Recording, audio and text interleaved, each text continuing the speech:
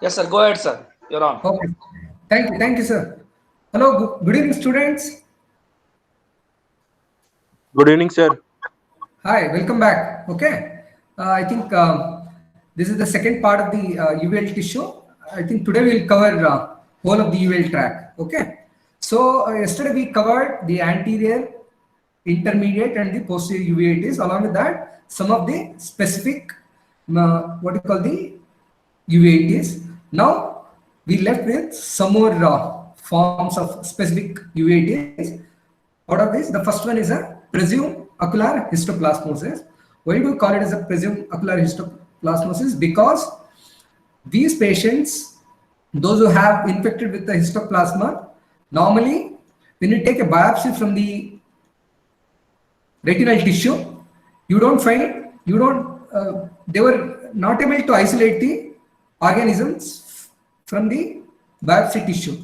Because of that, but when you do a skin test, what you call the skin test, okay, the results were positive, and based on that, they presume that the ocular problem is caused by the histoplasma. Okay, so it's caused by the fungus known as the Histoplasma capsulatum. The other fungus mainly causes the uveitis apart from the histoplasma is a candida.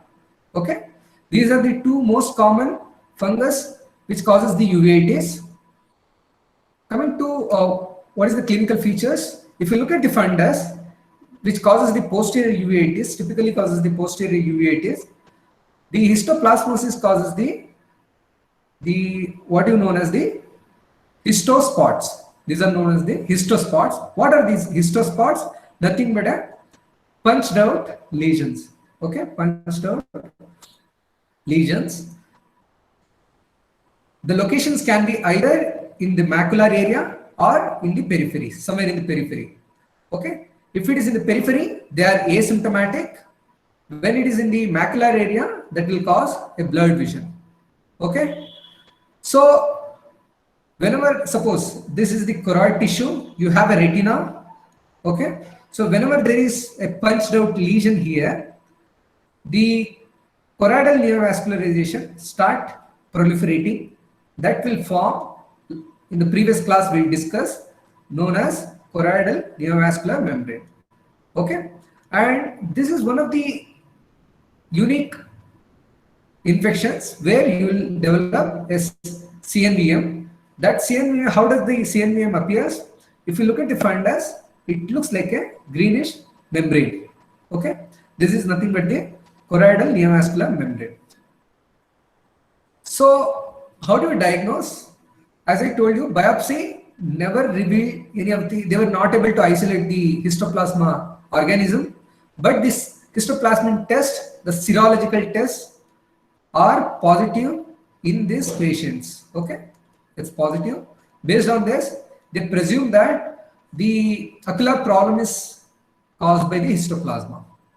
Okay, and when you do a fundus fluorescein angiogram, okay, you have a, similar to in cardiology, you have an angiogram. Even in eye, you have fluorescein angiography known as fundus fluorescein angiography. When you do this fundus fluorescein angiography, especially the neovascular membrane, because in the neovascular membrane, the capillaries doesn't have a, what you call, the capillaries will be leaky. Okay, capillaries will be leaky, so they will, what you call, they will leak the dye, and this is how a choroidal neovascular membrane looks. And look at this, this is a scar, this is a healed scar. These are the neovascular membrane which shows a bright intensity of fluorescein angiogram. So how do you treat? The treatment includes a systemic steroids. Usually the topical is ineffective in these patients, and we do, suppose this is the fundus, this is the optic disc, you have blood vessels, this is the macula. Okay, suppose if you have a lesion here, and suppose if you have a lesion somewhere here, okay, this is a peripheral lesion and you have a central lesion.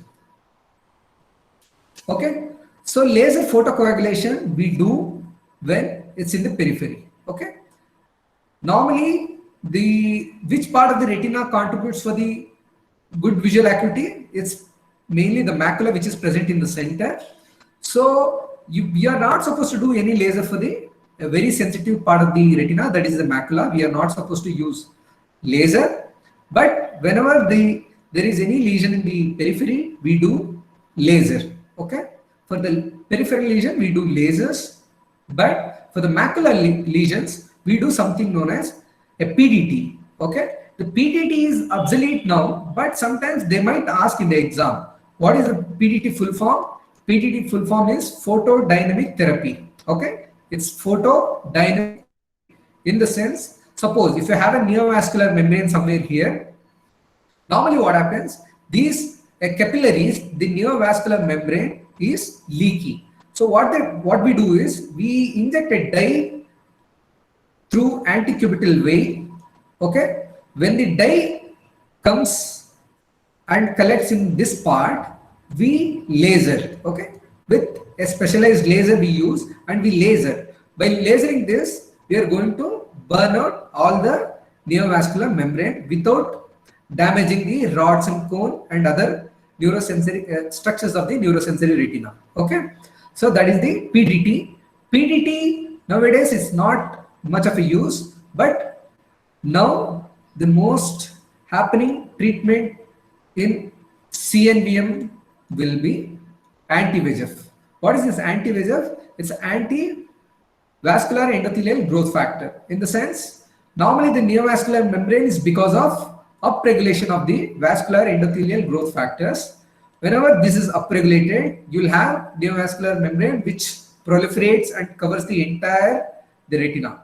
So we use something known as the anti-VEGF. What are the anti-VEGFs? Anti-VEGFs are basically monoclonal antibodies which binds to the VEGF receptors on the pericytes of the capillaries, and thereby they will down-regulate the differentiation of the cells. So what are the anti-VEGFs which are commonly used in CNVM? We have, those are basically the monoclonal antibodies. We have something known as a bevacizumab.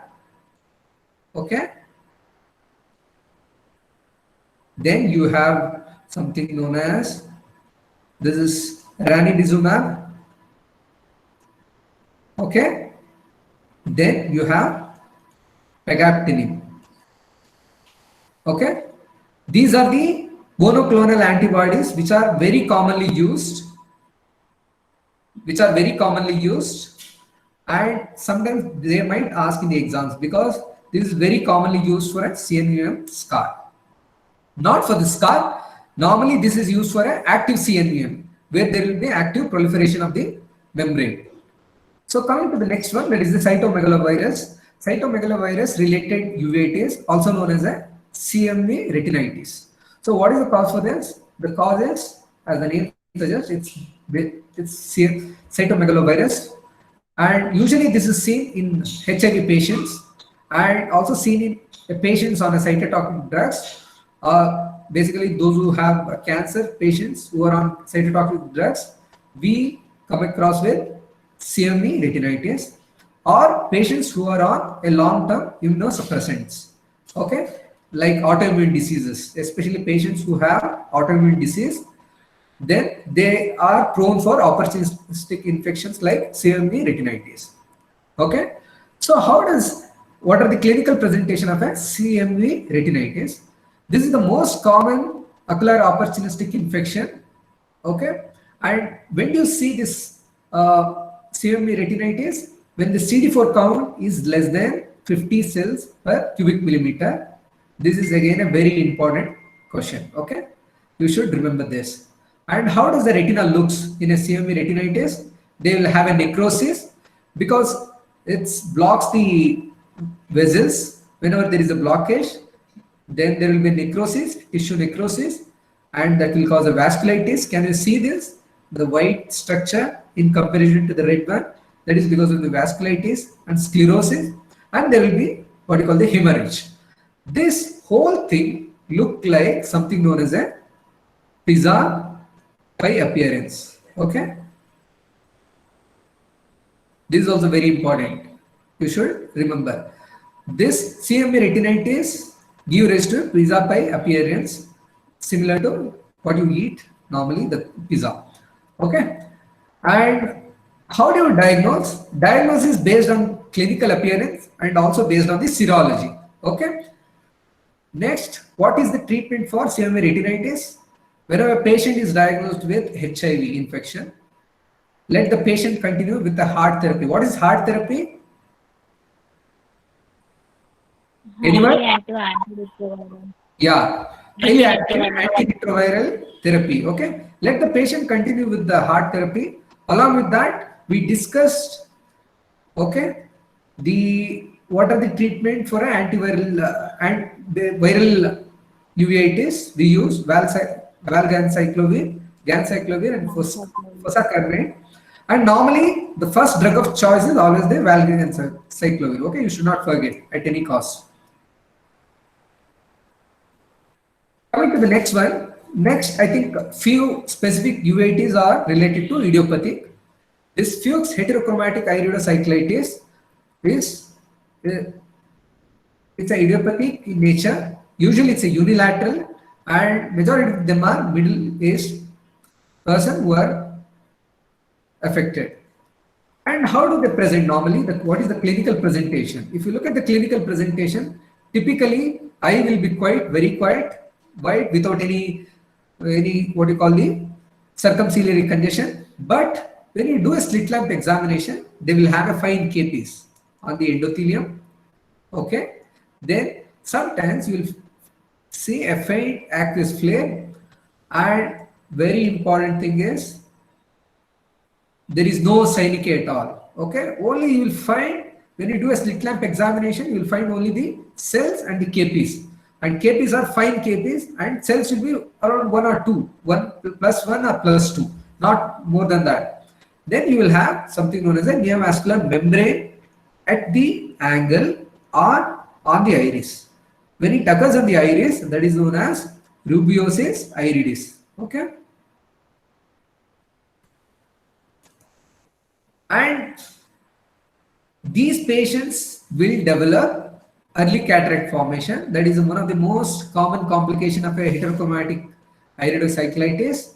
Then these patients will have diffuse iris atrophy, and also they will develop a secondary glaucoma. Okay, secondary glaucoma, because there is a neovascularization of the angle. Okay, because of this, these patients will develop secondary glaucoma. And how do you make a diagnosis? How do you confirm the what you call these patients is a case of Fuchs heterochromatic iridocyclitis? When you do a cataract surgery, okay, this is during the cataract surgery, when you make an incision and when you make entry into the anterior chamber, and if you inject some fluid inside, can you make out here? Collection of, okay, the blood will oozes from the angle. Can you see here? Okay, the blood will oozes from the angle, and this sign is known as Amsler. Okay, sign, Amsler sign. Again, questions have been asked related to this. Okay, do not forget. Again, the diagnosis is based on the clinical features. So what is the treatment for this? A topical steroids, because it's the anterior uveitis without any other problem. You start the patient on topical steroids to reduce the inflammation, and because the patient can have neovascularization of the angle, they will have a secondary glaucoma. To reduce that, you start the patient on anti-glaucoma medications.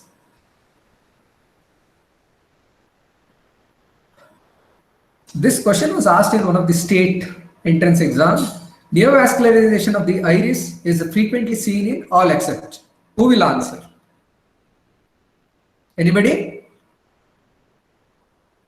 Your options are CRVO, central retinal vein occlusion, diabetic retinopathy, Fuchs heterochromatic iridocyclitis, and congenital cataract. Diabetic. The diabetic. You mean to say in diabetic you don't see neovascularization? Anybody exam going who has finished internship Anybody is there? Sir, is it congenital cataract? Yeah, very good. You are in which semester? Sir, I'm in 4th year. Fourth year, very good. Okay, so let's start, just rule out what are the causes. In a CRVO, what is CRVO? Stands for central retinal vein occlusion. Whenever you have a central, suppose this is the retina, okay, this is the retina. Okay, this is the central retinal. Whenever there is a central retinal vein occlusion, both superior arcade and the inferior arcade vessels both are involved. But whenever there is something known as a BRVO, branch retinal vein occlusion, either the superior or the inferior will be affected. Okay, the veins will get occluded. Because of the obstruction, there will be backflow and there will be what you call the hemorrhage. Whenever there is a hemorrhage, they will have a ischemia. Okay, they will have ischemia where this what you call the CRVO is very severe. Okay, whenever there is a ischemia, that will release vascular endothelial growth factors. Okay, when these vascular endothelial growth factors are released, they will cause a neovascular membrane formation. Okay, so CRVO, yes, in the case of CRVO, you will find vascular endothelial, what you call the neovascularization of iris. We see because these wedges can, spill into the anterior chamber as neovascularization of the iris. Then we have diabetic retinopathy. Let's see in the diabetic retinopathy how the neovascularization of the iris occurs. In diabetes, what happens? Because of the high sugars, either the blood vessels become leaky, okay, and normally these patients will have a non-proliferative diabetic retinopathy. You might have heard of it. Okay, there are two types of the broad classification of diabetic retinopathy is non-proliferative. Another one is proliferative diabetic retinopathy. These abbreviations are standards. Okay, I'm not using my own abbreviations. These are there. NPDR, PDR, we call it as. Okay. In a non-proliferative diabetic retinopathy, you will have all exudates, hard exudates. Okay, microaneurysms. These are all the clinical features in a non-proliferative diabetic retinopathy. In a proliferative diabetic retinopathy, there will be upregulation of the vascular endothelial growth factor. This can, migrate to the anterior chamber, and that can cause a neovascularization of the iris, and also that can cause a secondary glaucoma. Okay, so this is also one of the cause for an NVI. We call it as neovascularization of the iris is also known as NVI. What about Fuchs heterochromatic iridocyclitis? Yes, just now we discussed. You see here, I mentioned these patients can develop NVI. So this is also one of the cause for NVI. This is also a correct answer. But in a congenital cataract, a cataract is an isolated condition. Normally, it doesn't due to any other reasons. So in the congenital cataract, we don't see any NVI. Okay, there is something known as a complicated cataract. Yesterday we discussed what is a complicated cataract. A complicated cataract is a cataract which occurs secondary to any intraocular inflammations. Okay, but if you look at the congenital cataracts, typically they don't have any NVI or any other underlying pathology. Coming to the next one, that is a VK syndrome. This is actually one of the most important syndromes, and very frequently questions have been asked related to this. Again, also known as a Vogt-Koyanagi-Harada syndrome, or a short form is a VK syndrome. So what are the causes for this? This again, the cause is unknown, but there is a strong association with HLA-DR4 and DW15. Okay, how do they present these patients? These patients will have multi-system involvement, and normally they will have a cutaneous lesions. Cutaneous lesions include a vitiligo, loss of hair, and there will be change in the color of the hair, that is known as a poliosis. Okay. What is motheriosis? Anybody? Loss. Yeah. Lateral Tell one me. third of the Good, very good. What's your lateral name? 1/3 of the Sirisha, sir.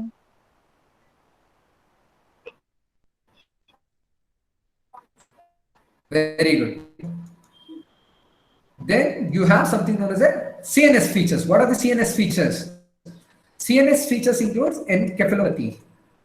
Okay, you have encephalopathy or meningism, or the two most important CNS manifestations. What are the auditory tinnitus, Tinnitus, vertigo, deafness. vertigo, a deafness. A deafness normally is a sensory neural hearing loss. Okay. Okay, you should not forget. A granulomatous anterior uveitis fundus shows a deep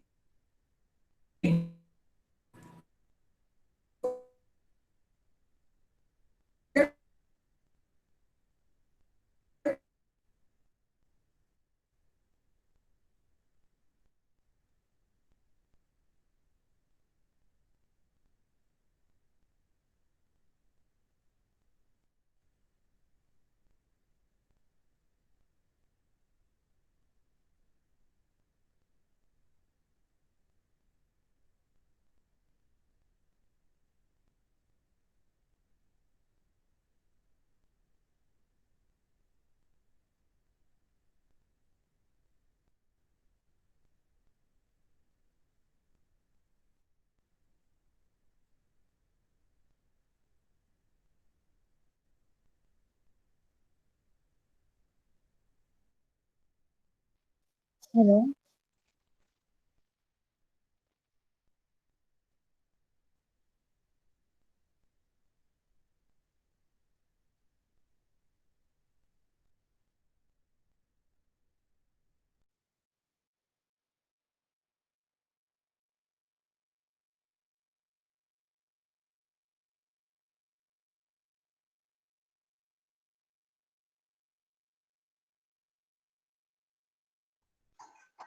Hello, students, is there any issue?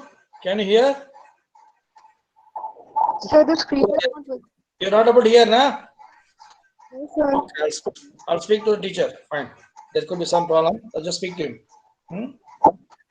1 minute, 1 second.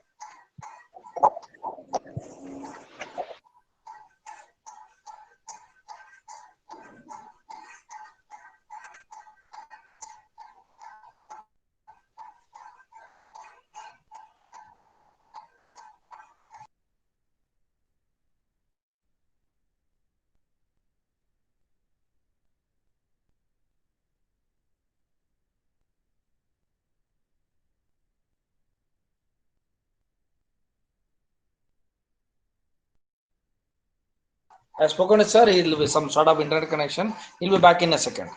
Okay. Right. Tomorrow there is a medicine class. It is postponed. And OBG. Attend. Sukubai, you did not come last week. Abhishek. Sir, my network issues. So now also you have seen, sir, I left the meeting, so I'm not able to join the meeting. I don't Where know are why. you placed? In Bangalore only, sir. But when you're sending the link, no, sir, it says you can't join the meeting. You can't join the meeting. Okay. So I You had issues. should accept the invitation of Google Calendar. If you accepted the invitation of Google Calendar, it becomes very easy to get into the class. You will get an invitation in Google Calendar to your email. Just accept all of them. Even if you cannot come, it doesn't matter. You accept them and keep, so you can just walk in the class without having much hassle. Fine. For Yes, example, sir. next week you may not be able to come. That's not an issue. But accept those invitations so that you can come to the class. whenever you want, because if by some reason net connection not issue, still it will allow you to enter. If you're not accepted, it will start creating problem. Huh? Huh? Yes, sir. Always all students accept Google Calendar invitation that reaches you. If you don't get it, you just go to your personal Google Calendar and there the invitation is there. Click there and accept it. All of them, you do that. Keep them Yes, accepted. sir. Even if Yes. it is not possible to come, you never know. You may get some time. You are there in the bowl. Sir, Go ahead, sir. Hmm? okay, sir. Hmm? I think after this slide we got disconnected. I think so. Students have to tell which slide you want to sir to start from. You tell sir. For the ocular features, will not listen. Clinical What features. I explained you regarding, hello. Medrosis. Oh, after medrosis. Okay.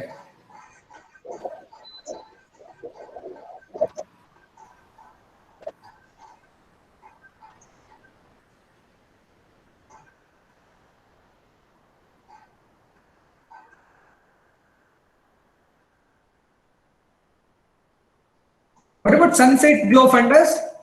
Did I explain? No, Students. sir. Hello? No, sir. Oh, okay. Okay. See, we discussed about medrosis. And what about CNS manifestation? Did I explain you? Okay. They can have CNS manifestations like encephalopathy, meningitis. Okay. The auditory features are tinnitus. They will have a tinnitus, Vertigo, deafness. vertigo, and deafness. Okay, the deafness normally it's a sensory neural hearing loss. And normally, what are the ocular features? They will have a, if you look at the fundus, I have shown you many times. The fundus is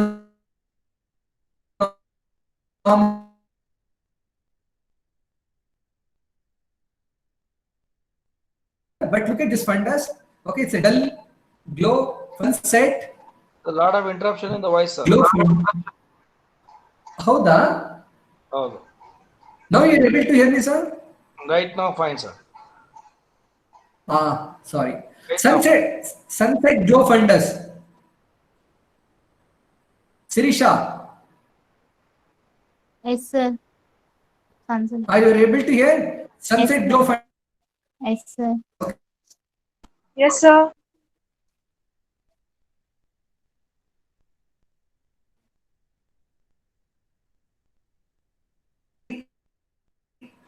Other manifestations of the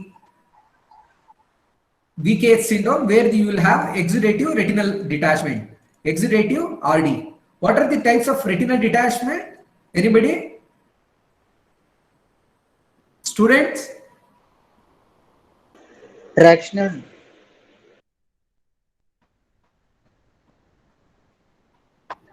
Sir, tractional retinal detachment.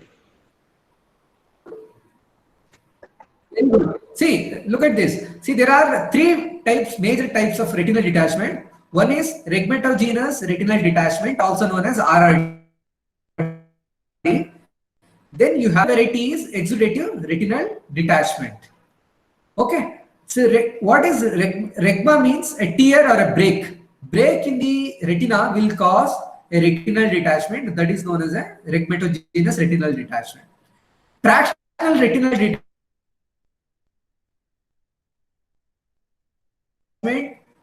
it proliferative vitreous, something known as a PVR, proliferative vitreoretinopathy, because of which this proliferative connective tissue pulls the retina, causing the tractional retinal detachment. Okay. Then you have, because of pathology related to the intraocular tumors, there will be something known as a exudative retinal detachment. Okay. Here again, this is because of vascular pathology, you will have exudative retinal detachment. This is the image of CT. Okay, this is optical coherence tomography image of a retina, which shows the cross-sectional structures. This elevated dome is retina. Okay. This underlying structure is RPE. When the retina gets detached from the underlying RPE is known as a retinal detachment. This is the collection of fluid. Okay. This is a retinal detachment. When you do fundus fluorescein angiography, you'll see something known as some of the, can you Yes, see sir. these black dots? Okay. These dots are known as, anybody? Dahlen-Fuchs spots. What are these Dahlen-Fuchs spots? These are collection of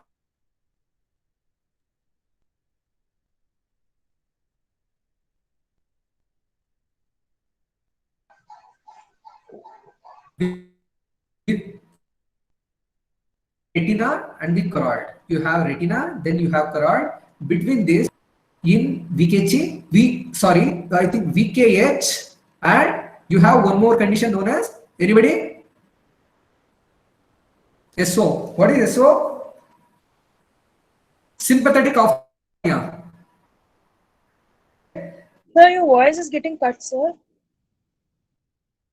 The two conditions in which we see. Now you're able to hear me. Hello. Disturbance, sir. Interrupted, sir.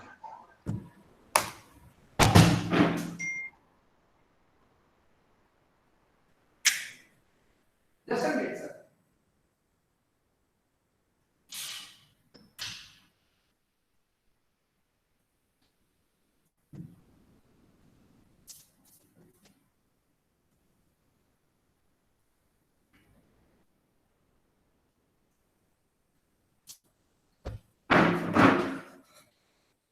What about now? Yes, Is it sir. okay?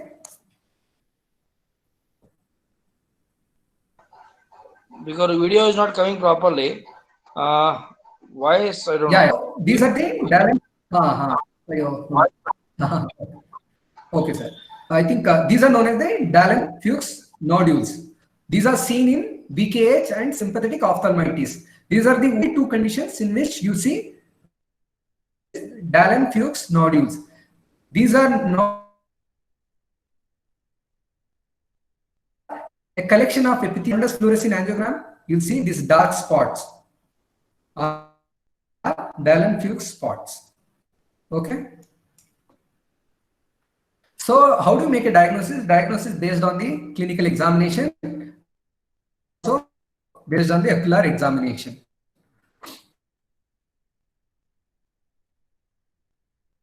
What are the treatment for anterior uveitis, systemic steroids for posterior uveitis, and especially the systemic steroids. Hello? Ayo.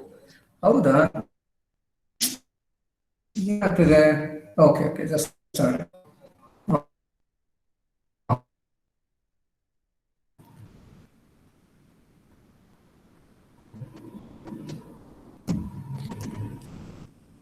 Now is this okay? Hello? Students? Yes, sir. Sir, turn off the camera. Probably it will increase the You're bandwidth able for to your hear? voice. Okay.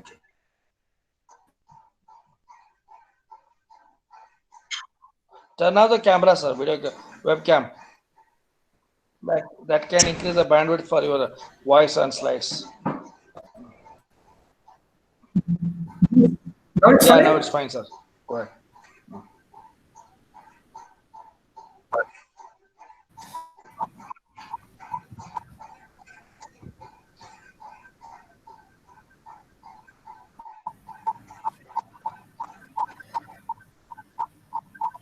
Topical steroids for Yes, sir. Voice is okay. fine. Okay, the for anterior uveitis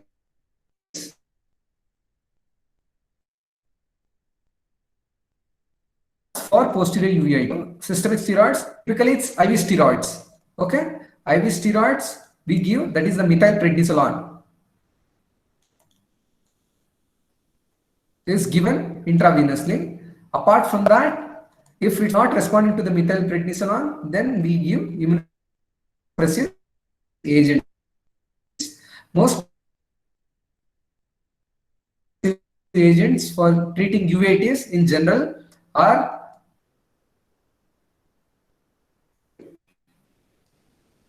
then you have cyclosporine. These are three most commonly used immunosuppressive agents in UV patients. Okay. Why is disturbance there, sir? Is a sarcoidosis. The cause is again it's sir. Voice is not cut ಆಗ್ತಾ ಇದೆ, sir. Is it okay, sir? ಬರುತ್ತೆ ಈಗ ಬಂದು ಹೌದಾ? ನೋಡಿ sir ಮಾಡಿ ಗೋಡ್ sir.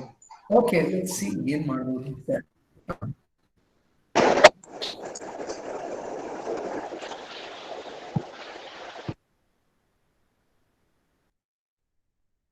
The cause is idiopathic, the sarcoidosis, and usually it's a multi-systemic disease, okay, which involves the lungs, skin, and also the eyes are involved.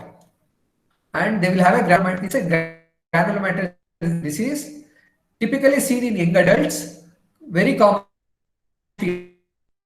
females. Granulomatous lesions periocularly, then you'll have something known as on chest X-ray or HRCT. If you do, patient will have bilateral hilar lymphadenopathy, and there will be involvement of the lung also. The skin, already I have told you, these patients not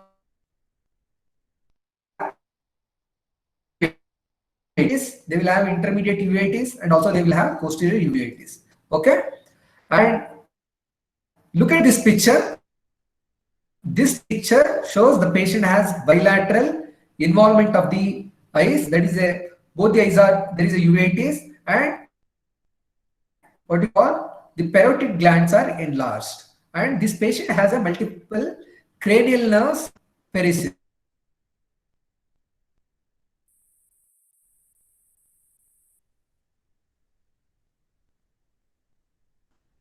Okay, fever.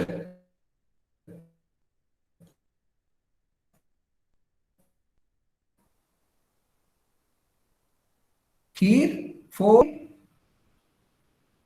student. Yes, sir. Sometimes it is lost, sir. Voice is lost. Sometimes it is coming. Interrupted. It is interrupted, sir. Anybody, students? Yes, sir. Right now. Interrupting, sir. Sir, it's getting interrupted in between. Oh, okay.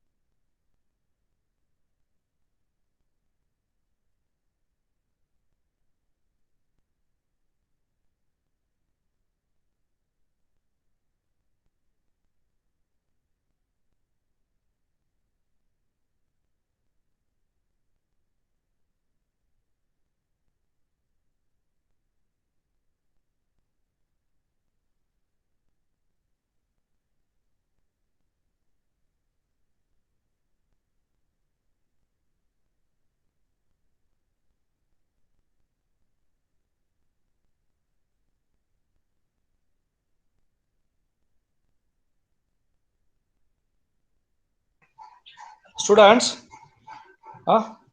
students, see, Yes. you want which will be taken next like that. Now, it will be actually inside the description of the Google Calendar. Now, whatever event is there, would have put the topic and with the details. And this can be accessed from your personal Google Calendar as well from the website.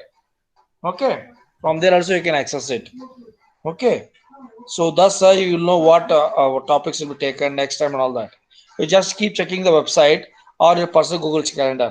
Whenever you see a class, now you can click that open. Many a times, some classes were not detailed, but most will put it. And I will see to it that henceforth all the classes, the details of the topic which are going to be conducted will be put in advance. At least next week, this week will be conducted. Next week one day we'll know that. You will know those topics. Anything you want to ask me?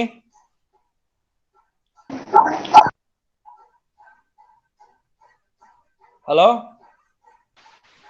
No, sir. Thank you. Oh, hold on a minute. I'll discuss with sir. If the real issue, then we'll reschedule the class. We'll wait for 1 or 2 minutes. If there's a real problem, then we'll reschedule it. 1-2 minutes we wait.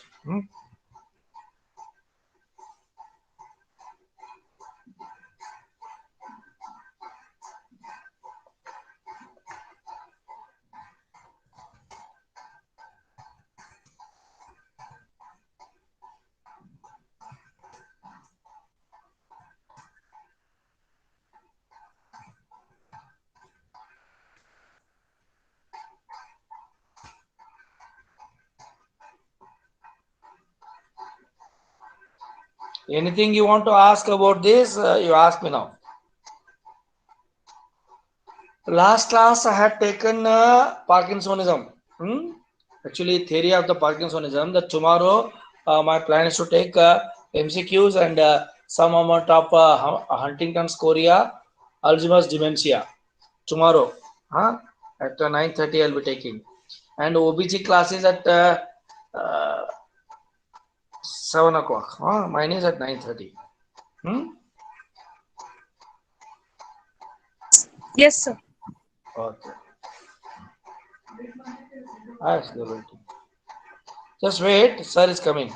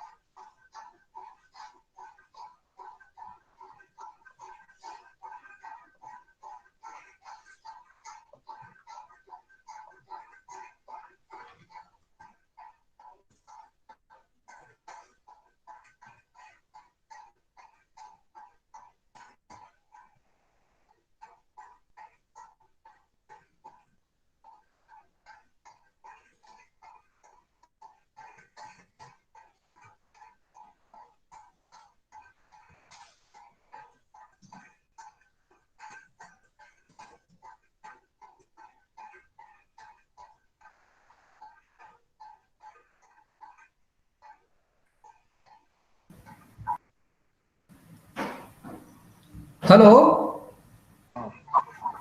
sir. ಕೇಳಿಸ್ತಾ ಇದೆಯಾ? You are able to hear me? Yeah, right now clear. ಕೇಳ್ತಾ ಇದೆ sir. ಏನಾಯ್ತು ಗೊತ್ತಾ? What happen exactly ಅಂತ ಹೇಳಿದ್ರೆ ನಂದು ಇದಿರಲ್ಲ wife mobile ಇಂದ ಇದಕ್ಕೆ ಕನೆಕ್ಟ್ ಆಗ್ಬಿಟ್ಟಿತ್ತು. ಸಮ್ ಐ ಡೋಂಟ್ ನೋ ಲ್ಯಾಪ್ಟಾಪ್ಗೆ. She is I think outside she is walking. She is walk ಮಾಡ್ತಾ ಇದ್ದಾಳೆ. ಸೊ ಅಲ್ಲಿಂದ ಅದು ವೀಕ್ ಸಿಗ್ನಲ್ಸ್ ಆಗ್ತಾ ಇದೆ because of that actually. Okay, sir. Go ahead, sir. So that's why rectified the problem. Okay, we will get back to the presentation. Go ahead, sir.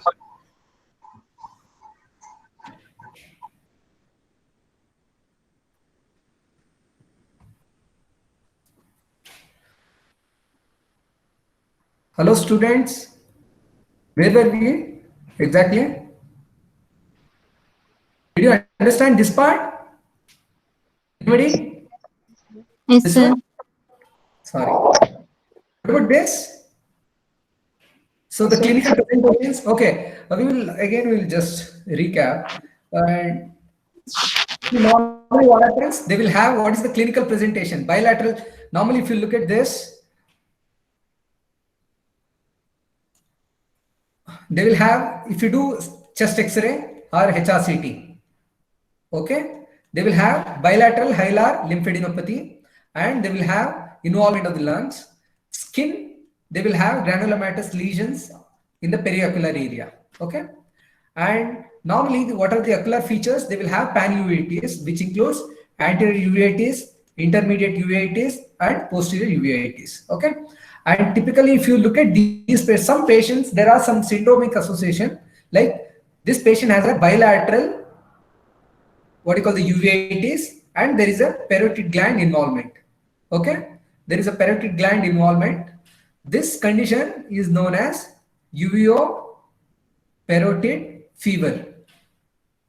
Okay, and all this other name is Heerfords syndrome. Okay, and these patients, along with bilateral uveitis and bilateral parotid gland swelling, they will have multiple cranial nerve palsies. Okay, these patients. And one more condition, one more syndromic association. Again, this question has been asked related to this. The next one is bilateral lacrimal gland involvement. Along with that, there will be parotid gland involvement known as Mikulicz syndrome. Mikulicz syndrome. This condition is also seen apart from sarcoidosis. We do see in what you call Sjogren's syndrome, tuberculosis, and some of the cases of lymphomas. Okay, these are the conditions in which we see this Mikulicz syndrome. Okay, and typically if you look at the ocular examination, these patients will have granulomatous anterior uveitis, and also these patients will have intermediate pictures of intermediate uveitis. What are the clinical features of intermediate uveitis? Anybody? Yesterday we discussed that is hallmark of an intermediate uveitis. Snow banking. Snowbanking, snowball. That's a snowball appearance or snow banking. Okay. Again, you find in a case of sarcoidosis apart from pars planitis, because pars planitis again one of the causes sarcoidosis and also because of tuberculosis. Okay. So if you look at the fundus, retina shows what you call the periphlebitis. What is periphlebitis? The inflammation of the veins. When the veins are inflamed, that is known as a phlebitis. Okay.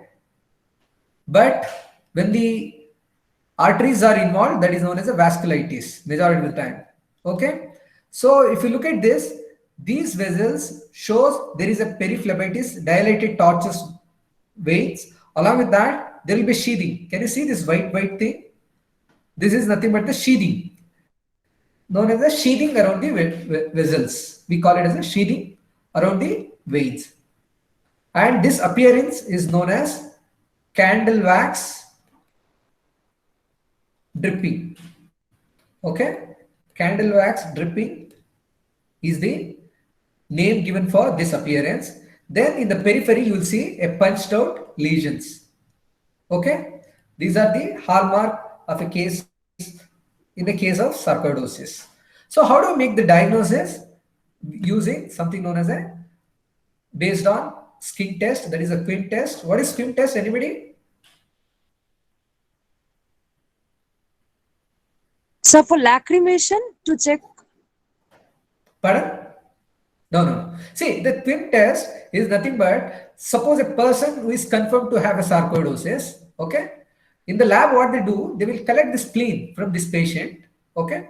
The spleen, a part of a spleen will be injected. Suppose if you want to test a person, whether this patient has a sarcoidosis or not, what you will do is, intradermally, this spleen, a particle of the spleens will be injected, okay? When you inject this, after 4 to 6 weeks, you look for any granulomatous reaction.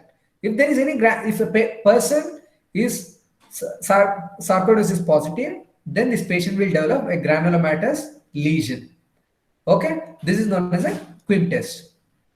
Then you do a chest X-ray or a HRCT to rule out lung involvement, and measure the ACE levels of the serum, and the gold standard will be always, it's a HP examination. Histopathological examination of any of the skin lesion will confirm the diagnosis. So how do you treat these patients? Whenever you have an anterior uveitis, start with the topical medication, intermediate uveitis and a posterior uveitis, periocular steroids, systemic steroids for a systemic manifestations of the sarcoidosis. If it is not responding, then you go for an immunosuppressive. Immunosuppressive, we have already discussed. Three most commonly used ones are the methotrexate, azathioprine, and cyclosporine. Coming to the next one, that is the Behçet's disease. Behçet's disease, again, it's a idiopathic. What is the basic pathology behind that? There will be obliterative vasculitis. Because of this, these are usually typically affects the young men, and there is a strong association with HLA B51. It's a subtype of B5. Okay. Then coming to the clinical presentation, if you look at the clinical presentation, it's very typical.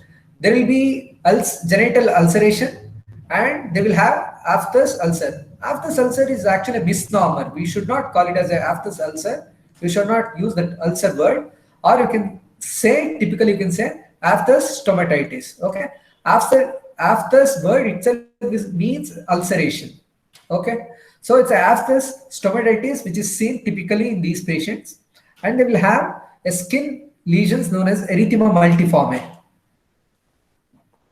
And these patients, the eye involvement includes, they will have acute recurrent iridocyclitis, and they will have posterior uveitis. Acute, what you call the anterior uveitis, typically they will have a hypopyon. Till now we have discussed many uveitis patients, but I think this is the only condition where you see hypopyon. Okay. And in cases of suppurative, in cases of endophthalmitis, again endophthalmitis is a type of suppurative uveitis. Again, these patients will have hypopyon, but again this topic we'll discuss as a part of retina. But if you look at the non-infectious causes, out of the non-infectious causes, hypopyon, if you see a hypopyon with anterior uveitis, one should rule out Behçet's disease. Okay, should not forget. Again, if you look at the fundus, they will show, because of the obliterative vasculitis, they will have a retinal necrosis. Sometimes you will see a retinal necrosis or sclerosis of the blood vessels. This white thing is nothing but the sclerosis of the blood vessels. How do you treat these patients? Anterior uveitis, treat with the topical medications, systemic steroid for the systemic manifestation, similar to any other autoimmune uveitis. So let's solve some of the questions. Anterior uveitis is caused by, the options are, you have sarcoidosis, juvenile idiopathic arthritis, and C, juvenile chronic arthritis. The option D, juvenile xanthogranuloma and tuberculosis. Okay. So tell me, what is the answer in this question? This is a PJ question, 2013. First option. First option. Why first option? Very fast. Very fast. But why do you think it's the first option? I told you, right? Sarcoidosis will have a pan-uveitis presentation, isn't it? I explained in the beginning of the slide. If you look at the slide, can you see here? Sarcoidosis, pan-uveitis, isn't it?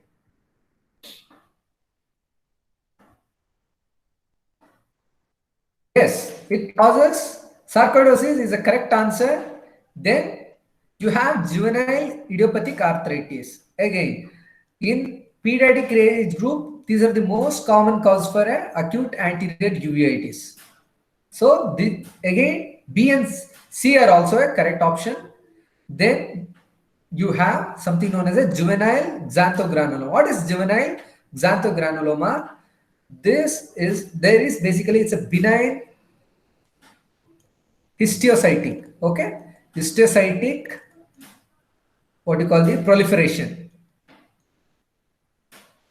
Tumor, it's a kind of a tumor, it's a benign tumor, but suppose this is the iris, is the most commonly involved organ is the iris, in the eye. When we talk about the eye, this iris is the most commonly involved structure, then it will be the eyelid.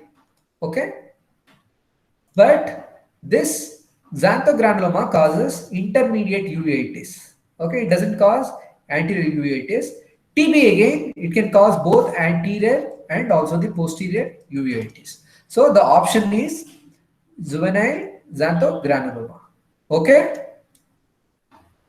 Next, a 10-year-old boy presents with bilateral chronic uveitis. Which investigation should be ordered?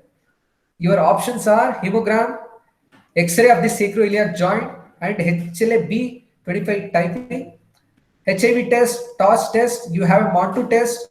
Then you have ACE and ENA, levels. What do you think is the answer? Again, look at this. This was asked in PJ Chandigarh. I think second option, because it's related with ankylosing spondylosis. It can be. Yes, you're right. Very good. But see, obviously you remember in the beginning of yesterday's discussion, I told you whenever you have a uveitis patient, okay, sometimes you will have an overlapping syndrome, overlapping symptoms. Okay, whenever you have overlapping symptoms, you need to do a battery of investigations. Yes, this is more specific. 100%, I do agree. This is a more specific, but you don't stop it here, right? Okay. Would you like to stop it here and you go ahead with the treatment? No, you should not do it. As a clinician, this is only specific. Always remember, hemogram is essential of your what you call the management. Again, a torch should be ruled out. Montu test, yes, very important. Again, ACEs are definitely important. Okay, all options are correct in this case. You got it right? Okay. Are you justified what I'm saying? Yes, sir. Very good. The most common cause of anterior uveitis with arthritis. You have uveitis plus arthritis. What is the most common cause? They're asking. The options are ankylosing spondylitis, rheumatoid arthritis, syphilis, and tuberculosis. First What do you option. think is the most common? So first option. Yes, very good. Okay, this is the ankylosing spondylitis. Suppose. Okay, what are the most commonest cause for a uveitis? You need to discuss. Always the most commonest cause is idiopathic. If you have an option here, then you need to tick that one. Okay, first one is the idiopathic. Majority of the causes we don't know what is the cause for uveitis. The second most commonest cause is ankylosing spondylitis. Okay, this is the order. Then you have third option, that is what you call juvenile chronic arthritis, or what you call juvenile idiopathic rheumatoid arthritis. Okay, this is the third option. What you call the third most commonest cause for an anterior uveitis. Uveitis associated with most commonly with rheumatoid arthritis, systemic JRA, polyarticular JRA. Okay, this is the one topic I missed because we need to look into the time also. We can't cover we can't go individual, the diseases which cause the uveitis, but you should know what is the clinical presentation in a JRA. Okay, what you call the juvenile rheumatoid arthritis. Typically, it involves the skeletal bone system, and also especially and these patients will have what are the ocular manifestations. And see, based on number of joints involved, it can be either something known as a polyarticular when the number of joints are less than, involvement of the joints are less than 4 in number. Polyarticular when the number of joints involved are more than 4 in number. Okay, this is the one classification. Again, you have a classification like whether rheumatoid factor is positive or not. Okay, similarly you have a positive and a negative. This is known as a seropositive, this is known as a seronegative. Similarly, this is seropositive polyarticular juvenile rheumatoid arthritis. Similarly, you have this. With regard to the eye is concerned, typically the polyarticular seronegative has most common cause for the uveitis. Okay, are you getting what I'm saying? Okay, a seronegative pauciarticular JRA is most commonly associated with uveitis. You should not forget. So here, what is the option here? Anybody? Now we have discussed. So the option is pauciarticular rheumatoid arthritis. Okay.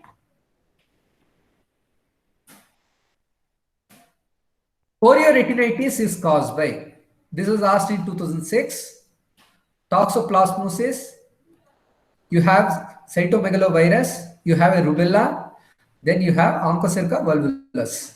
Who will answer? Pause 3. Okay, you go back and just revise the class. It's okay, no problem. See, in the toxoplasmosis, what did you see? It causes, what is the typical appearance? Toxoplasmosis, yesterday we discussed. Anybody? Endophthalmitis. That is toxocariasis, right? Okay, it's a toxoplasmosis. That is what you call the endophthalmitis look, right? They will have white reflex. This is seen in toxocara, but you have a toxoplasmosis. In this, you will have, what is that? Headlight in fog, isn't it? Because of severe vitritis, and they will have chorioretinal scar.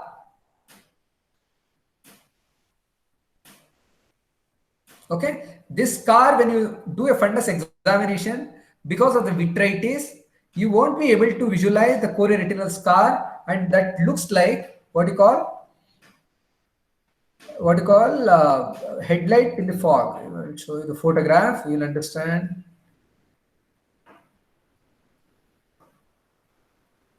See, look at this, isn't it? Students, Yes, sir. can you see this chorioretinal scar? Yes, sir.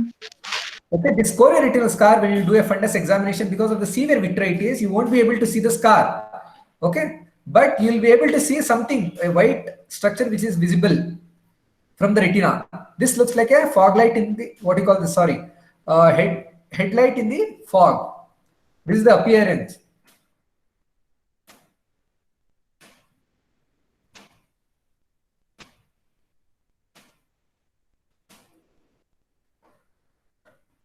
CMA retinitis, yes, just now we discussed, that causes the pizza pie appearance. Okay. Again, rubella. Rubella is one of the members of torch infection, isn't it? Okay. In this congenital rubella, something known as a congenital rubella syndrome. Whenever a patient has a congenital rubella syndrome, the patient will develop a congenital cataract. Along with that, there will be retinal pathology. The patient will develop a retinal pathology known as a salt and pepper retinopathy. Okay, this is because of, again, choroidal involvement, chorioretinal involvement. Patient will have, I will show you the diagram, just a minute. Hold on for a second.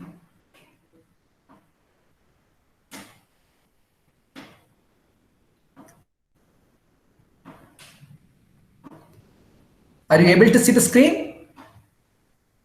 Students? Yes, sir. You're able to see this? Yes, Screen, sir. Yes, sir. right? Okay, good, very good, very good. We go, what is that? Salt and Pepper.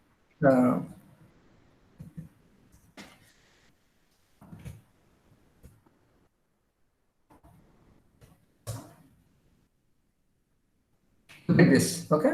This is the diagram.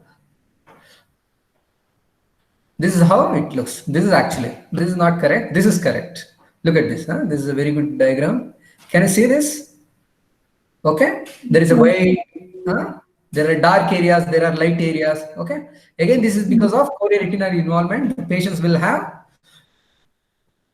choroiditis. Okay.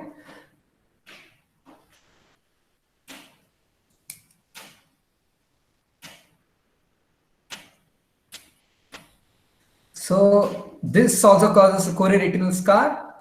Again, this also will cause what you call the chorioretinal scar. You go back and read, okay, because it's very difficult to cover even a small rarest diseases. But yes, this onchocerca, what you call the onchocerca, also causes the chorioretinal scar. So all the options in these questions are correct. Okay. Granulomatous uveitis is seen in VKH syndrome, Fuchs heterochromatic iridocyclitis, Behçet's disease, sarcoidosis, and psoriatic arthritis. Yesterday we discussed what are the causes for a granulomatous uveitis. Who will answer? Students?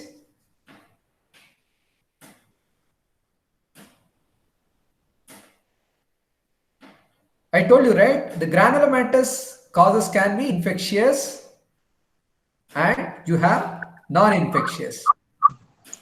So VKH is there. Even sarcoidosis will cause. Very good. Sarcoidosis will cause. VKH will cause. It can be autoimmune cause also, no, sir. I'm not sure of psoriatic.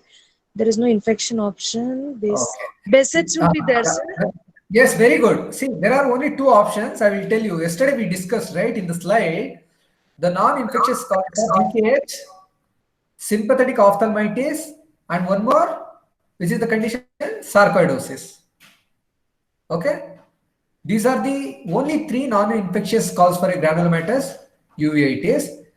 Among the what you call the infectious causes, you have a TB, you have leprosy, isn't it? Syphilis, you have what you call the brucellosis are the commonest cause. Along with that, majority of the viral infections, fungal infections, okay, and even the parasitic infections causes the granulomatous uveitis. So out of this, the only options correct are it's VKH and sarcoidosis. And you are right, A and D are only the options here.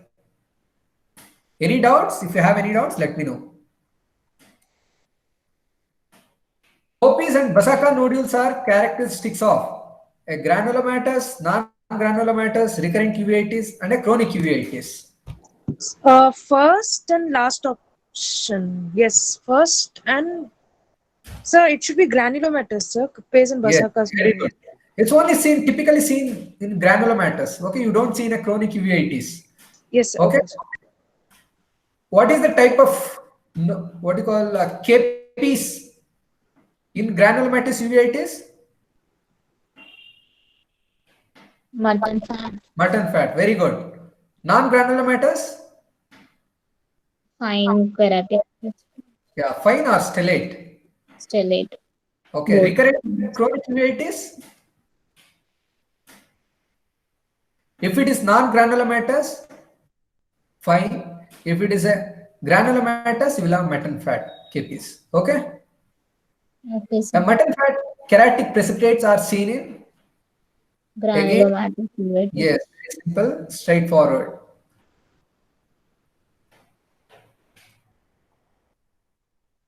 Mutton fat precipitates are not seen in tuberculosis, Fuchs heterochromatic iridocyclitis, sarcoidosis, fungal infections. Second option. Second one. Yeah, good. Okay. Just now I discussed even the fungal infection will cause a granulomatous reaction, sarcoidosis, and tuberculosis. All three options are correct except for this. Anterior uveitis is characterized by all except. It will have aqueous flare, shallow anterior chamber, circumciliary congestion, and meiosis. The third option. Third option, circumciliary congestion. Anybody? Anybody has a different answer? See, this is The third again. Sir, Yeah, I'm yeah. not Tell sure. me. Okay. See, I told you right in the beginning. Meiosis will be there. Yesterday, in the beginning of our class yesterday, I discussed what are the symptoms and signs. In that, we mentioned a circumciliary congestion will be present, isn't it? Yesterday we discussed. a circumciliary congestion will be present, and how in the conjunctivitis you will have superficial congestion. So how do you differentiate between these two? That also explained. That is 2.5% phenylephrine we use, or you can use 10%, which is commercially available, phenylephrine. If you put phenylephrine, the superficial vessels will blanch. Okay, whereas the circumciliary or a deep, what you call the congestion, will persist. So this will be present always. Aqueous flare, of course, it's an obvious sign. Meiosis, yes, you will have a meiotic and a irregular pupil because of a posterior synechiae. What about shallow anterior chamber? You don't see. Shallow, normally the anterior chamber depth in a case of uveitis will be either normal or deep. Why it will be deep? Why do you think it's deep?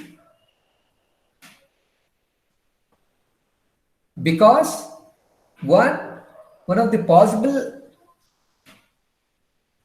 cause is because of posterior synechiae formation. Whenever you have a posterior synechiae, okay, where the iris will be pulled backwards, because of which the anterior chamber looks as if the anterior chamber is deep. Okay, so here the correct option here is the shallow anterior chamber. All the other options are seen in anterior uveitis except for shallow anterior chamber. A type of synechiae in iris Bombay. Yesterday again we discussed, I explained you. So what is the answer? Ring. Very good. Okay, you should not forget. Because of a ring synechiae, suppose this is the cornea, you have an iris here, okay? This is the iris. Normally the lens should be here, but because of the synechiae formation, assume this is attached here, okay? You have a ciliary body. This ciliary body will have a zonules, and this will secrete aqueous. Normally the aqueous which is secreted by the ciliary processes will pass through this and comes here. They will serve their function. Once everything is done, they will pass through the trabecular meshwork. Okay, that is the function. This part is known as a posterior chamber. This is known as an anterior chamber. Okay. So whenever there is synechiae formation, the aqueous will get collected here in the posterior chamber. That will push the iris, which is the weakest part, anteriorly. So it will bulges out anteriorly, causing a iris Bombay formation. What do you mean by total synechiae? Total plastering of iris to the lens. Huh? Total plastering of iris to the lens. Very good. Okay. It can be either it's occlusio. What is occlusio, pupillae? So the aqueous humor is not able to pass, causing occlusion. Occlusio means, suppose this is the iris, right? The pupillary, what is called the pupillary area, if it is blocked, that is known as occlusio. What is occlusio? So it is more dangerous, causing iris Bombay. Yes, very good. Okay. Seclusio is nothing but this ring synechiae, which causes what you call the iris Bombay formation. That is a seclusio pupil. Occlusio, when the pupillary area is covered with the membrane, is known as the occlusio pupil. What is filiform? Yesterday we discussed. Okay, just like a broad based. When do you see a broad based synechiae? Where do you see broad based synechiae? A granulomatous uveitis, isn't it? You should not forget. But filiform, you'll see in a non-granulomatous uveitis. Okay? What is goniform? This is a homework. Next time you should tell me. What is goniform?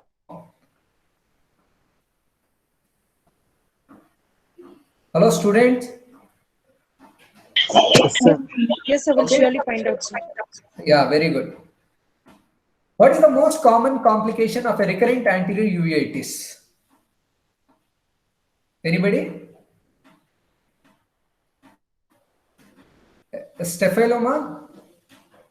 Staphyloma, where do you see? In a case of corneal ulcers, isn't it? Corneal ulcers.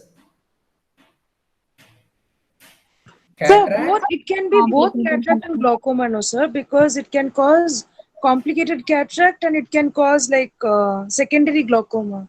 So shouldn't it be both options? What? So there is something called as complicated cataract, no, sir, like which is a complication of other disease, and Okay. it can even cause glaucoma, no, sir, like secondary glaucoma. So because of No, the it's, exudates. see, if you take, suppose, tell me what is the answer here? What do you think is the answer? I think it's both the options B and C, sir. I'm not B sure. and C, you need to say B and C is the Complication cataract. most common complications of anterior uveitis. Good. Okay. And staphylomas is ruled out and a vitreous hemorrhage is ruled out. Good, very good. So you have a doubt between two, obviously. Majority of the students will have this problem. You'll be end up having problem with the two options. Correct. The cataract and glaucoma. See, if you look at the incidence, what is the incidence? Majority, if you take almost all uveitis, okay, in day-to-day clinical examination or clinical practice, cataract is the most commonest complication. Okay, this is the highest, most commonly occurring, what you call the complication when you see when a patient having a uveitis, whether it is an anterior, intermediate, or a posterior. Glaucoma rarely you will see. Okay, rarely in the sense maybe it comes second in the list. It's a cataract which is the most commonest. Okay, you should not forget almost more than 60 to 70% will develop cataract when you have uveitis. Any form of uveitis, these patients will develop what you call cataract. I cleared your doubt? Yes, sir. Okay, good. A drug of choice in acute iridocyclitis. What is the drug of choice? You have steroids, acetazolamide, atropine, and antibodies. Maybe it's I don't think it's antibodies. Maybe antibiotics. Maybe by mistake. Antibiotics or antibodies, whatever. Let's see. Maybe yeah, they might be right also. Antibodies. Yeah. Tell me what is the treatment? The drug of choice.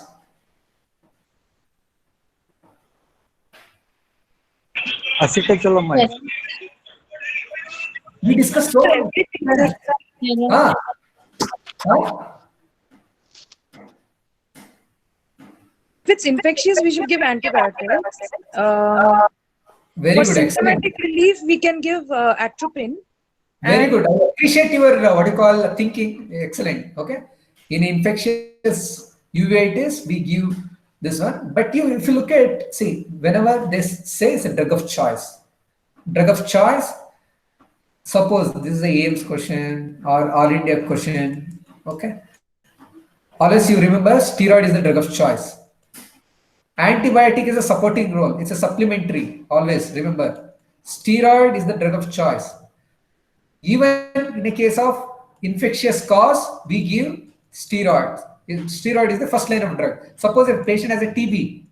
Okay? In TB patients, we give steroids. That is the first line of drug. Then you cover with the antibiotics. Isn't it? Even when you have systemic TB, the treatment is the same, isn't it? They will give you steroids also, isn't it? So the first line of drug is steroids. Then you have something different, that is atropine. Because acute, normally they will have a severe pain. Then you will have second, this is the first line of drug. This is the second line of drug. What is acetazolamide? Anybody? Carbonic anhydrous inhibitor. Very good. Carbonic anhydrase inhibitors. Okay. What is the function? Where it's present normally? Big tablet. mainly for the glaucoma, I guess. Glaucoma. they use this acetazolamide. Increases flow out. Uses the Glaucoma, sir. Used in Yeah, glaucoma. very good. Yeah. Increases trabecular outflow. See, suppose you have the cornea here, you have an iris, then you have a ciliary body. Okay, this is ciliary body. Ciliary body normally what happens has this carbonic anhydrase. This normally what happens is CO2 plus H2O will be converted into bicarbonates, isn't it? So what happens? This is catalyzed by the carbonic anhydrase. So this is one of the major important component of an aqueous humor. Okay, so the main function of acetazolamide is to block this enzyme so that the production of the carbonic vertical bicarbonates will be reduced so that the secretion of the aqueous humor will come down. Okay, that is the main what is the principle of giving acetazolamide. So acetazolamide is given for a secondary glaucoma. So this doesn't have any role in this acute iridocyclitis. We want to reduce the inflammation by giving steroids.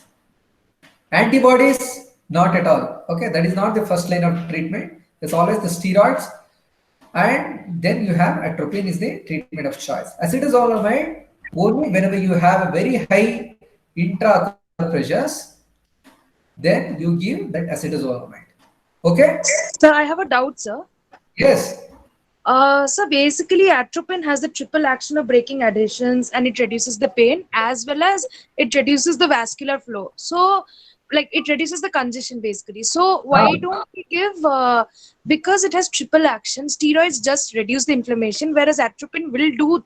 Atropine has one of the function as like reducing inflammation. So, since it's giving triple action, so why don't we use atropine as a drug of choice rather than steroids? Which is the most potent anti-inflammatory drug out of this? Atropine or a steroid? Anti-inflammatory potent is steroids, yes. See, I will tell you just a minute. See.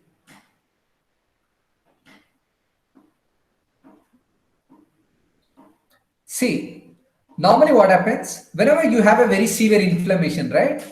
Whenever there is a severe inflammation, what happens is, see, eye is a very sensitive organ. Whenever because of the sensitive organ, if you don't control the inflammation, definitely will have a permanent damage. Okay, that you have to keep it in mind. So always you have to reduce the inflammation first. Suppose, and this atropine doesn't have a very it has a very low anti-inflammatory effect. But look at steroid. What kind of steroids we are going to give? It's very potent. Yesterday I discussed also, right? This is a very potent steroid that what we use normally. It's a very potent steroids. But look at the atropine. Atropine has only one function. What is the one function that does? It breaks the synuclein. The three actions, no, sir. Reduces vascular flow, pain. See, I will tell you why it breaks this one, because of it. It dilates the pupil. Dilates the pupil, because of which there will be breakage of the adhesions, and other thing is that relaxes the muscles. These the sphincter muscles. Sphincter muscles will be spasmic, because of which when this blocks the sphincter muscles, then the pupil will dilate. Because of the dilatation, there will be breakage. And yes, it causes the vasoconstriction, because of which the inflammation will come down. But already the inflammation existing. You need to control that first. I told you, right? Eye is a very sensitive organ. Suppose if you don't control the inflammation, you will develop cataract. Okay, the cornea will get damaged. Cornea will get damaged. Okay, when the cornea becomes decompensated, you will have corneal edema. Okay, so always the steroid is the drug of choice, because it's the most potent drug. Always you have to give anti-inflammatory. Then these are the supporting role. This atropine has a supporting role. Even if you don't give atropine, if you give only steroid, definitely it will help you, isn't it? Did I clear your doubt? Yes, sir. Understood, sir. Thank you, sir. Okay. Understood. Primary objective of use of atropine in anterior uveitis. What is the yes? Now you can answer. Relaxation of the ciliary muscle, increase the blood flow, prevent the posterior synechial formation, increase the supply of antibodies. Which one? Three options. C.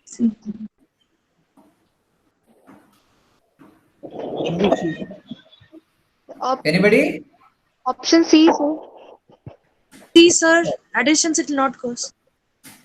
This will prevent the posterior, what you call the prevent the posterior synechial formation. You remember this? Patient will have inflammation, pain. Okay. How do you treat? First, you have to treat the patient for inflammation. For that, you give steroids. Then, to reduce the pain, you give what you call atropine. Okay. Relaxes ciliary muscle. Always. First, will be relax, because patient comfort is important. First, reduce the inflammation, then the comfortness of the patients. That is very important.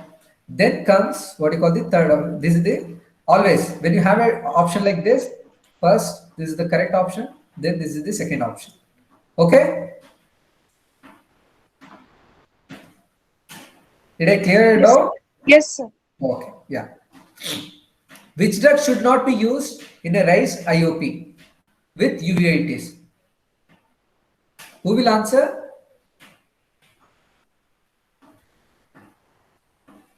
Anybody? Pilocarpine. Pilocarpine. Because Yes, tell me. pilocarpine, because it's Yes, very good, very good. Yesterday we discussed, do you remember?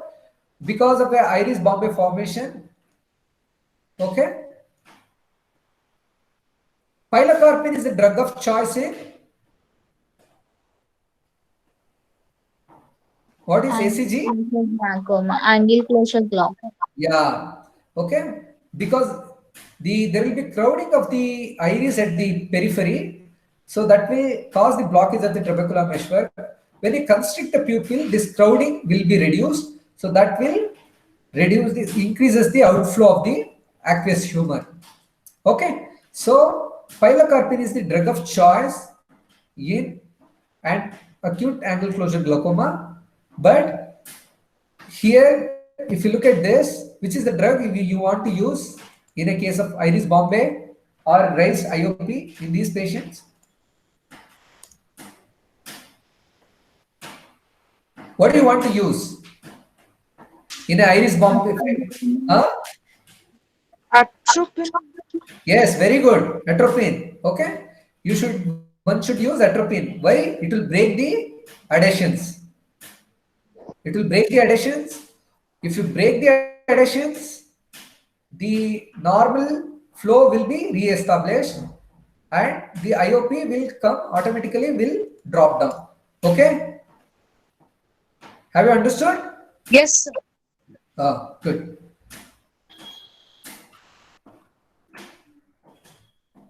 Snow banking is seen in pars planitis, endophthalmitis, Coats disease, or Eales disease. Who will answer? Students? Actually, Yeah. uveitis. Okay. There should not be any doubt. Okay, pars planitis, a typical presentation is a snow banking. Endophthalmitis, normally they will present with hyperpayon. What is endophthalmitis? Define endophthalmitis. Anybody? Sir, It's the a entire. sclera. Huh? Okay, Shri Shankar. Yeah, please tell me. Go ahead. Define endophthalmitis.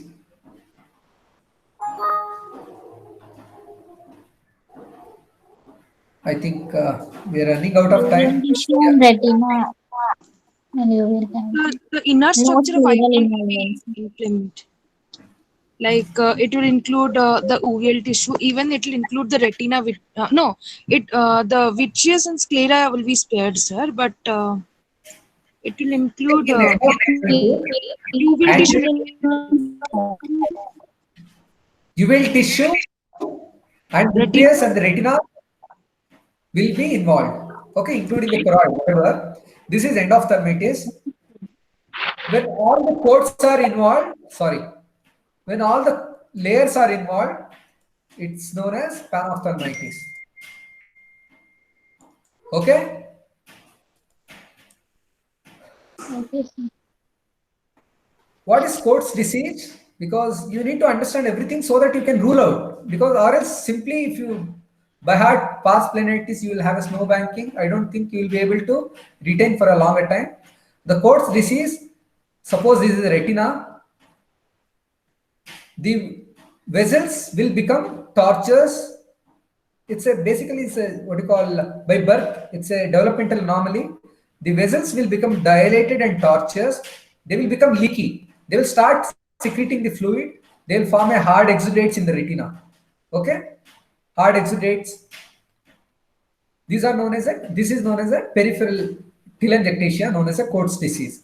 Eales disease is a vasculitis, type of vasculitis. Okay, in this vasculitis, you see something known as similar to Coats disease, but here because of a vasculitis, the vessels will get sclerosed.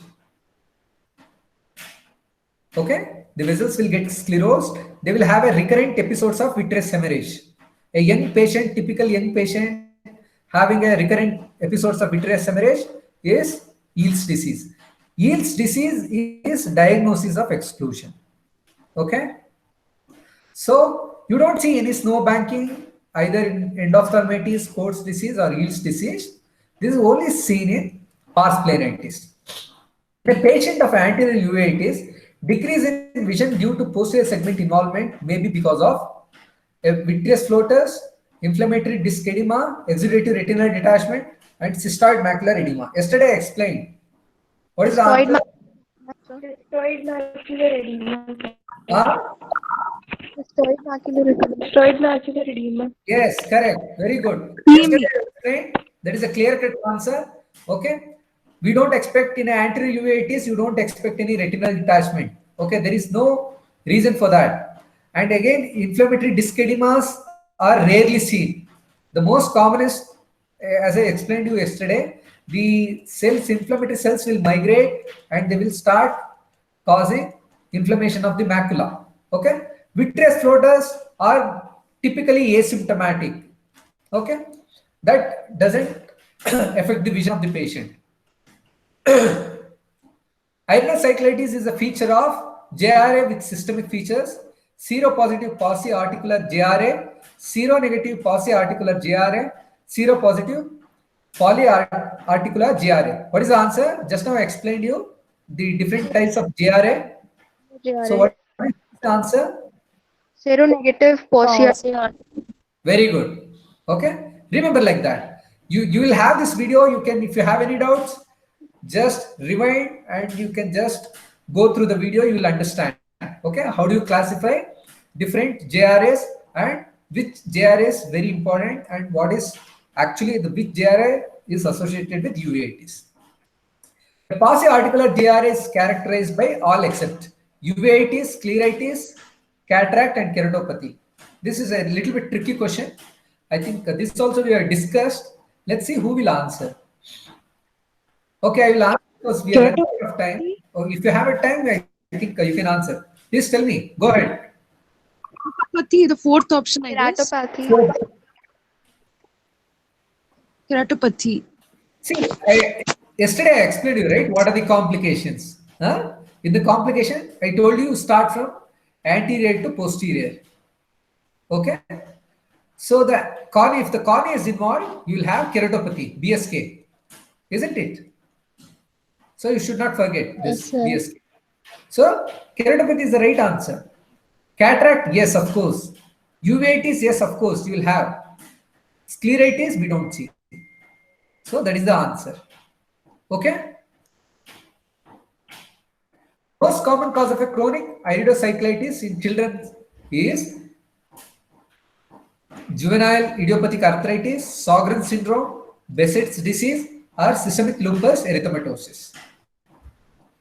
First option. Yes, straightforward. Again, what are the commonest causes? Idiopathic, then ankylosing spondylitis, then you have JRA. Okay, this is the order of causes for iridocyclitis. Yesterday, I forgot to tell you the anterior uveitis can be divided into either iritis, iridocyclitis, and you have cyclitis. Okay, so because you should not get confused, sometimes they will use iritis, they will use sometimes cyclitis. Typically, the most commonest anterior uveitis is the iridocyclitis, and they use this terminology. A 25-year-old man has pain, redness, mild diminution of vision in one eye for the past 3 days. There is also a history of low backache for the past 1 year. On examination, there is a circumcorneal condition, 2+ cells in the anterior chamber, intraocular pressure is within normal limits. Patient is sorry, the patient is likely to be suffering from Ankylosing spondylitis, sir. That is the second option. HLA-B27. yeah, very good. Why do you think? Low backache. Then Why not? he's 25-year-old and anterior uveitis. No, why is not acute angular glaucoma? Because IOP is within normal limit. Very good, excellent. So you observed properly. Excellent. Okay, so that is ruled out. Okay, this is not an answer. Then JRA, age is not corresponding to the JRA. Okay, herpetic keratitis is no way related. So the only option is JRA associated anterior uveitis. All the following are the true about the anterior uveitis associated with AS, ankylosing spondylitis. More common in females. Recurrent attacks are seen. Fibrinous reactions are seen in anterior chamber. Narrowing of the joint spaces in the sacroiliac joint is a feature. What do you think? Option C and D. C, sir, because fibrinous reactions, I'm not sure if it's seen in ankylosing spondylitis. I'm not sure. So do you think it's more common in female? Go back and read. Oh, Okay. more common in males. Yes, sir. Yes, sir. Okay. Yes, sir. Yes, So sir. Correct. it's Correct. More common in males. Correct. So this is ruled out. Okay, recurrent attacks. Yes, we do see they will have a fibrinous reaction, whether it is a JRA or whether it is ankylosing spondylitis. They will have fibrinous reaction. Okay, narrowing of the joint space, especially the sacroiliac joint and also the posterior intervertebral joint is also involved. You should not forget. HLA-B5 is associated with Behçet's disease, Posner-Schlossman syndrome, Behçet's disease, Ritter syndrome. I will explain you. Again, this it has a subtype known as a B51. Okay, this is associated with Behçet's disease. You go back and read what are the HLA association with other disease causing the uveitis. Okay, very important. Like you have a Behçet syndrome where it's associated with HLA, DR4 and DW15. Okay. Ritter syndrome. What is Ritter syndrome? You have arthritis, urethritis, you have a conjunctivitis. If you remember my class on conjunctivitis, we discussed Ritter syndrome, and also they will have uveitis. Okay, these are all the features of a Ritter syndrome. What is Posner-Schlossman syndrome? Also known as glaucomato-cyclitic crisis. Whenever a patient has a uveitis, the intraocular pressures will rise more than 50 millimeters of mercury.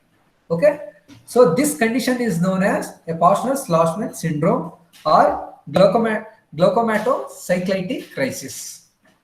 In Fuchs heterochromatic iridocyclitis, true is 60% of the 60% develop glaucoma, show good response to steroids, lens implantation after cataract surgery is contraindicated, hyphema during cataract surgery is seen.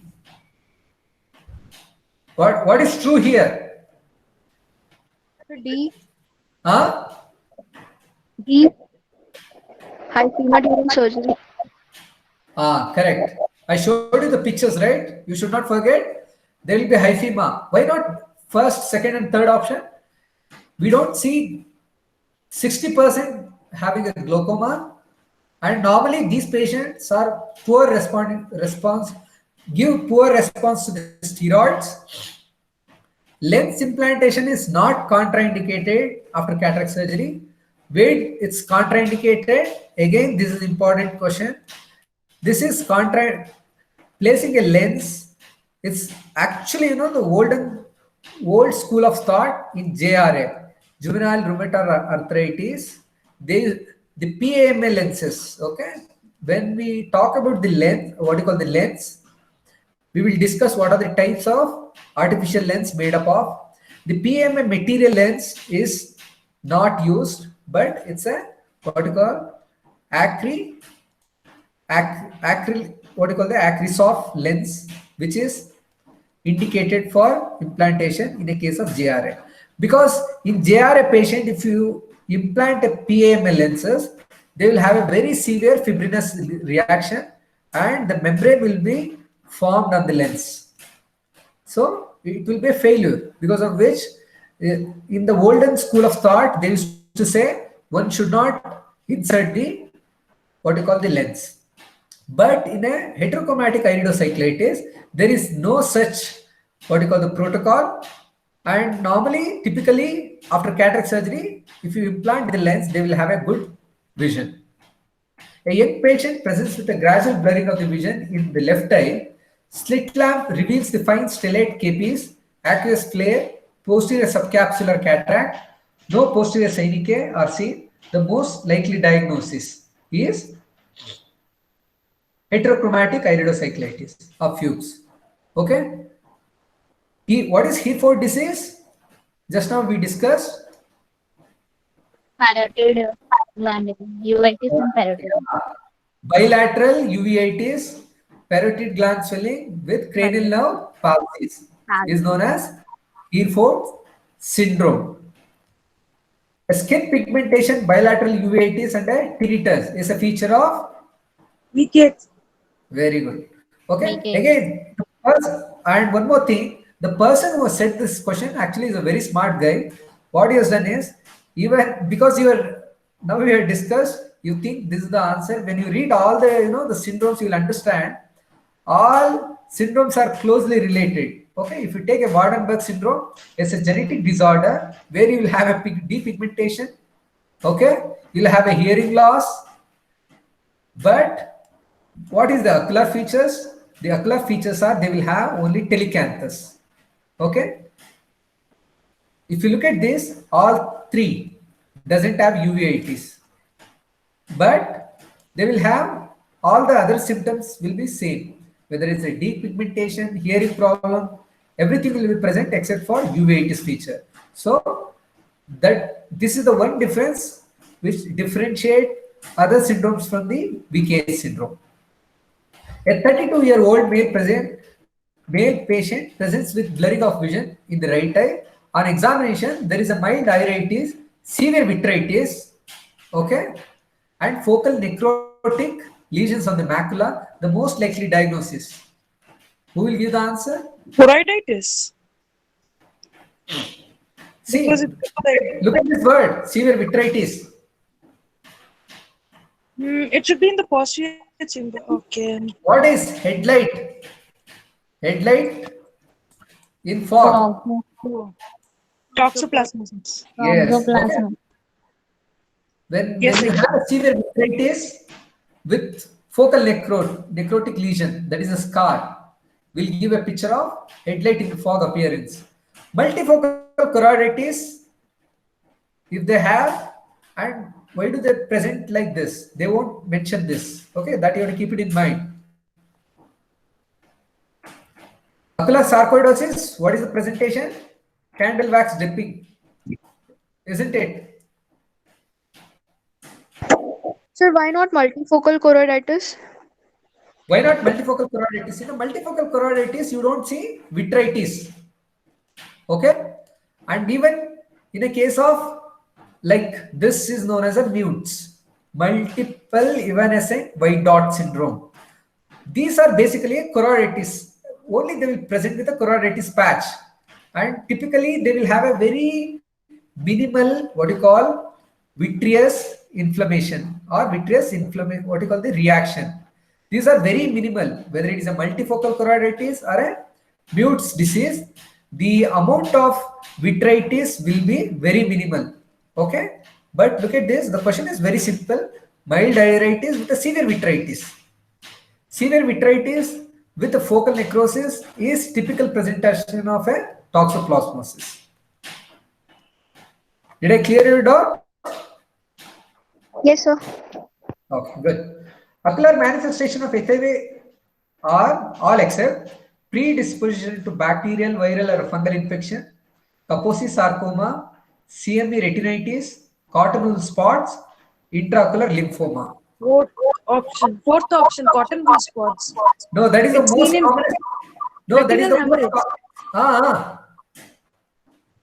That is the most commonest presentation in a case of HIV patients. Okay, Oh, okay. we do normally we see whatever the patient has seen till now, they have a cotton wool spots. That is the most commonest presentation. It's the intraocular lymphoma, which is yes, it's seen, but it's rare. If you compare to the other options, definitely the lymphomas are rare here. Okay, whether it is a cotton wool spot, CME retinitis, Kaposi sarcoma, and they will have an opportunistic infections. So here the option is E. Most common ocular lesion in HIV is.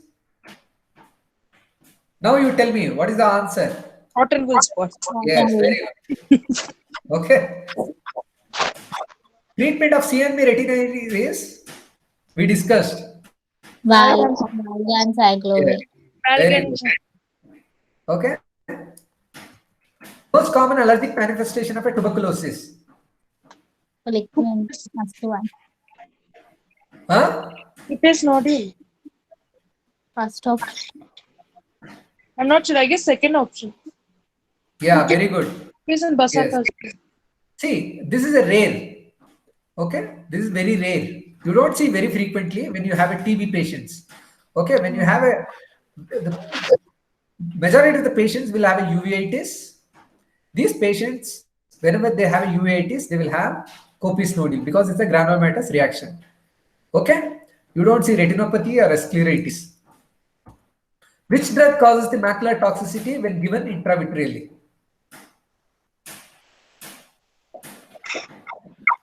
You should remember. Ocular toxicity. There are many multiple drugs, but important drugs are one is gentamicin. When you inject intravitreally, that will cause what you call a macular ischemia. Okay, macular ischemia it causes. The other drugs are you have something known as cidofovir. Okay, which is given where it's given.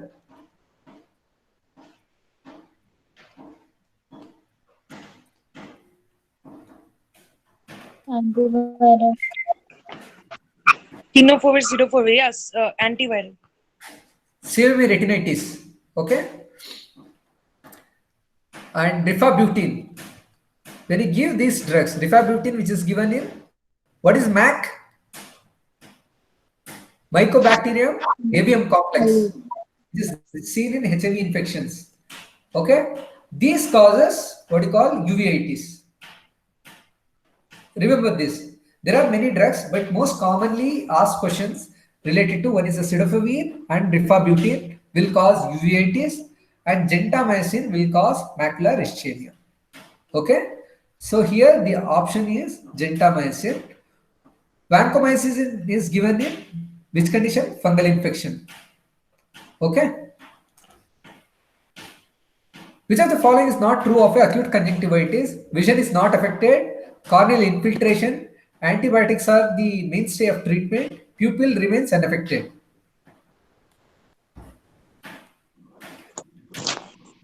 Corneal infiltration. Huh? I'm not sure. I guess it's corneal infiltration. Yeah, correct. Very good. Okay. See, vision definitely is not affected. Yes. Antibiotics are the mainstay of treatment. Pupil remains unaffected because definitely anterior chamber is not affected. But corneal infiltrations are seen in the later stages, not in the early stages. So that is the option here.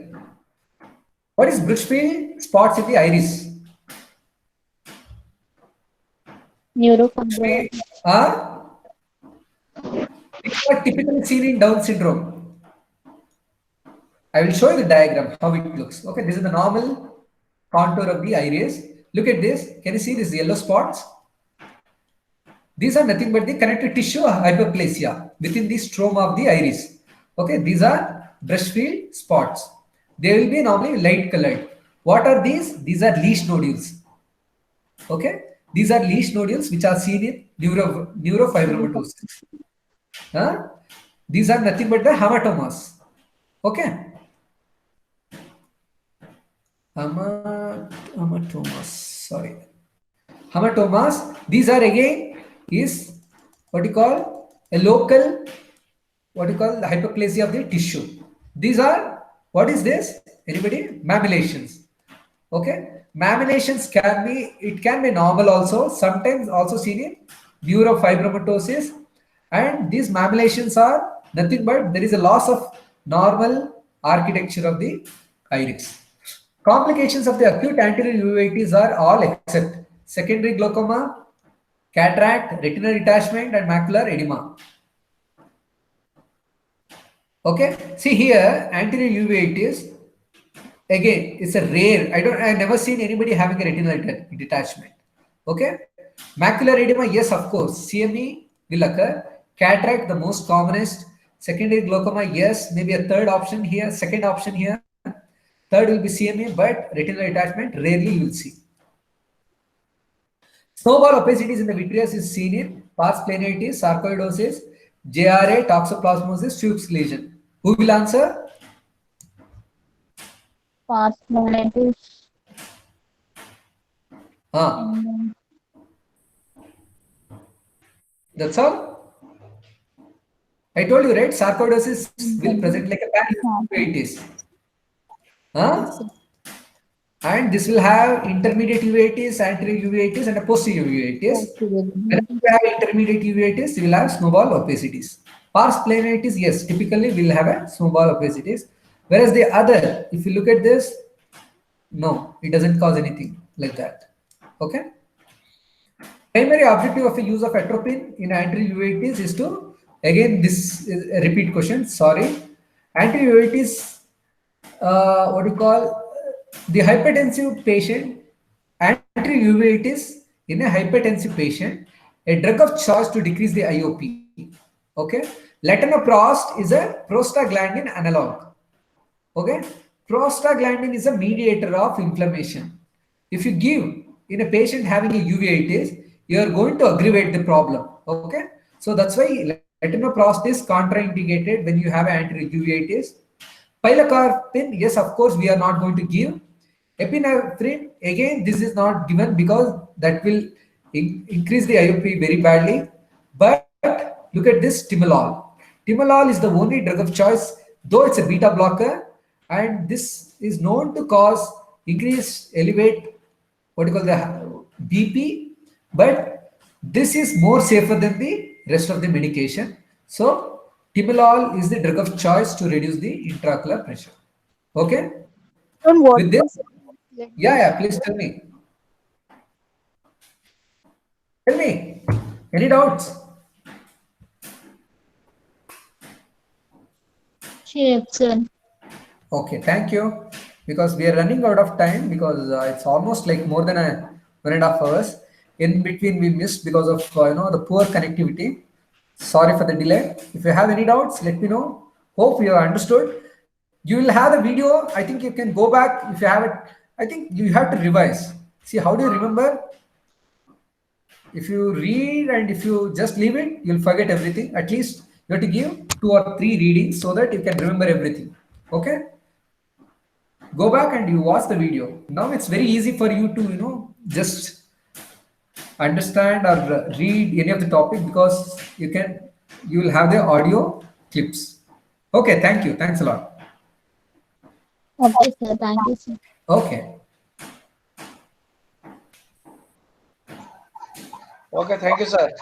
Thank you, sir. Sorry for delay. I think then I heard a connection